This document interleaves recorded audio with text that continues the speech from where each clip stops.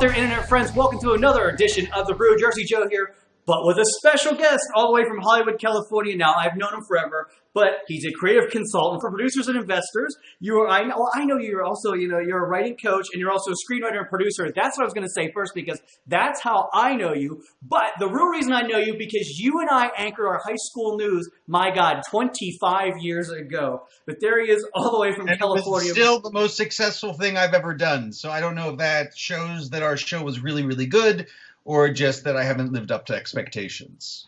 Ryan Dixon joining us live from Hollywood. And the fact is, the show was ahead of its time. That would be the proper way to say it.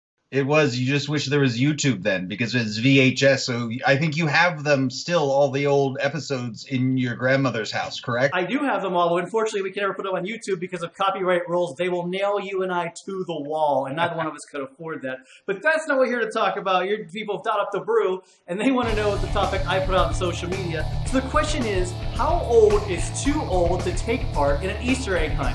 What a change of topic that is, but how old is too old to take part in Easter egg hunt? But it's bar talk here in the Brew. I've got a stack of your answers you guys put up on social media, and it's a very interesting subject. And Ryan, you are a parent as well, so I'll go to you first. How old is too old to take part in Easter egg hunt?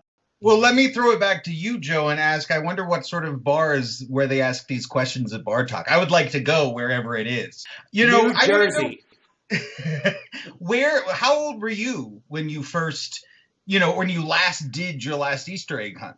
The last Easter egg hunt I probably did was like 10 years ago. My grandmother, so she would do it differently. She would fill the eggs with some with candy, but others with cash. So the whole family's out there in the front yard going for the cash. That's why I did it, way into my teen years, is those were those kind of golden nuggets or those golden eggs inside. Sometimes you would get a 10.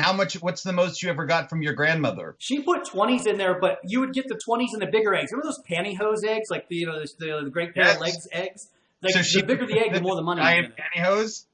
Yes. Did she just did she hide the eggs for you? Because it was you just yourself doing the hunt, right? Well, no, it was the whole family. It was all of us, like my aunts, my uncles, my mom. When there's cash involved, my mother is there.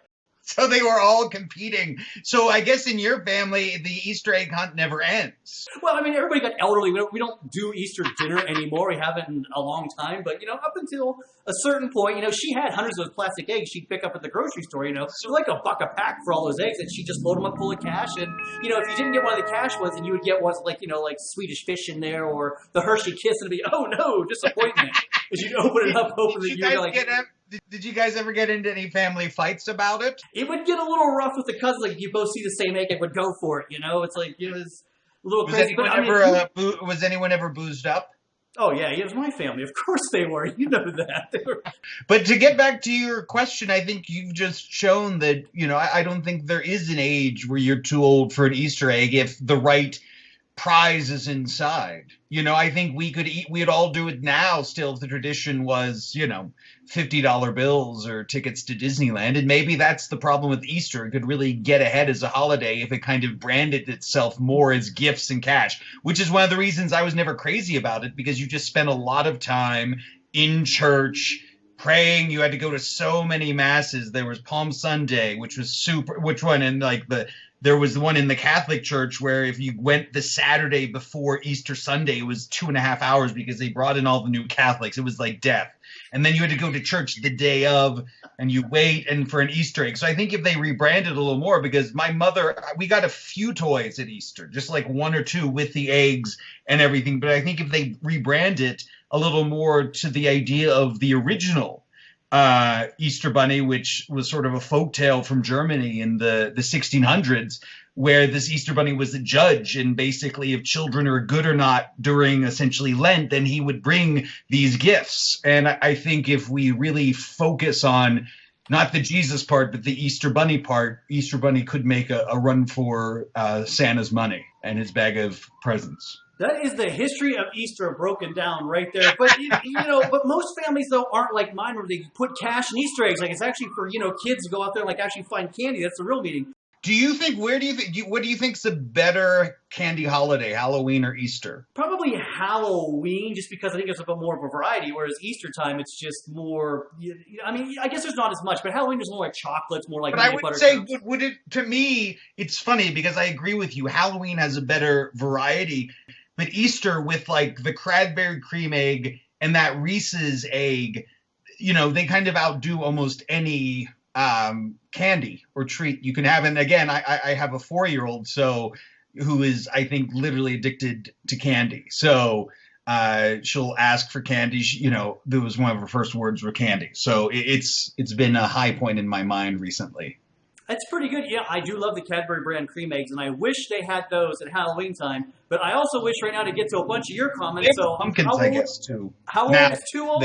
Brock's Bomber says 15. But Brock's Bombers also says, I still love them, though. Vinyl Sports 13 says 48 years old is too old. Rock for Guitar, he's going to up that one more by saying 67. And Bombo Shanks is commenting, once you're in middle school.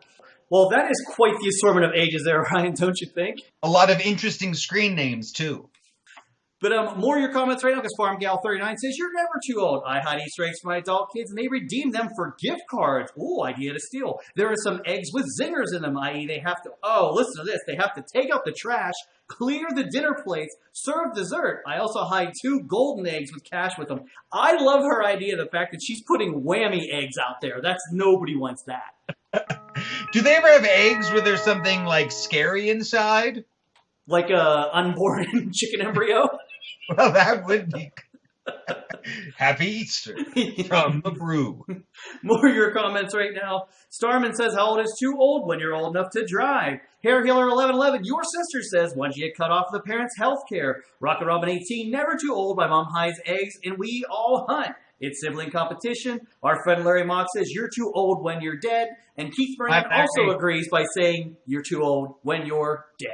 Do you agree with that? I think when you're older, it takes a lot of work to do the Easter egg hunt, you know, to set it up. You have to buy that stuff, you know. Do you think anyone does them by themselves? What would be the point? You hide your own eggs and go find them. You know, get really drunk and wake up the next morning and see if you can find them. That's what you do right now during the self-isolation time. If you need something to do, we just gave it to you here on The Brew. What else you should do? Click that like and subscribe button down below for the 4 big shows here on the Jersey Joe 50 YouTube channel each and every week. Lots of fun, including my new game show, Caption This and Spin to Win, while I'll pay you Amazon gift cards for the funny. Ryan, thank you very much for being on the show, and I gotta say, I think we actually learned something this episode. Sometimes bar talk can be educational. What can I say? It's glad to be on. Thank you, guys. Thank you very much. Ryan Dixon, he's a creative consultant for producers and writers. He's also a writing coach. He's also a screenwriter and producer and a good old friend, long-time friend. It's great to see you on the show. Jersey Joe here, Ryan the Box, live from Hollywood, saying thanks for watching, and we'll see you next time, I hope.